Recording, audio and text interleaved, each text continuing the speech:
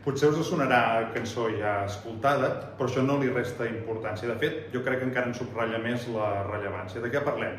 Doncs parlem del projecte, aquí molt reivindicat en aquest territori, de desdoblament de la C55 al tram sud, de Manresa cap avall. Ara fa un any aproximadament, Foment del Treball, una de les principals institucions del país, el situava com una de les infraestructures clau de Catalunya, per al futur de Catalunya. Què hi ha de nou ara? Doncs ara és una altra institució, que és la Cambra de Comerç de Barcelona, que també li ha donat aquest estatus. On apareix això? Doncs apareix en un estudi que acaba d'elaborar i fer públic aquesta Cambra de Barcelona, que parteix del que considera un dèficit crònic d'infraestructures, d'inversió en infraestructures, sobretot de mobilitat, a Catalunya. En un horitzó de fins al 2043, posa un llistat molt exhaustiu a tot el país de quines haurien de ser aquestes infraestructures clau. Però encara en posa unes en un termini més curt, que és 2030, entre les quals hi posa precisament aquest desdoblament de la C55 de Manresa fins a Sant Vicenç.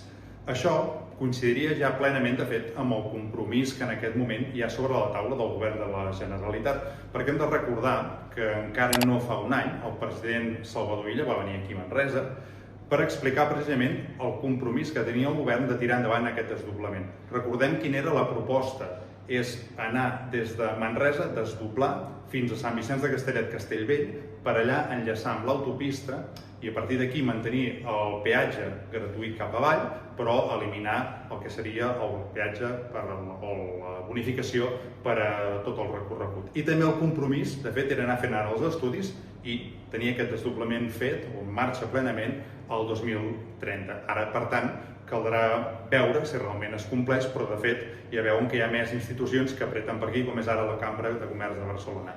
Una última cosa, aquesta mateixa cambra posa altres projectes del nostre territori en aquesta línia prioritària.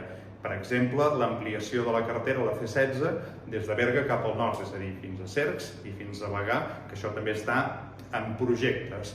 És una altra cosa que posa en aquestes prioritats. I una més, l'eix ferroviari transversal, el tren transversal, que recordem que el govern també ara ha tret del calaix, ha fet ressuscitar, ha començat a fer alguns projectes, però aquests sí que hem de dir que segur que van molt per llarg.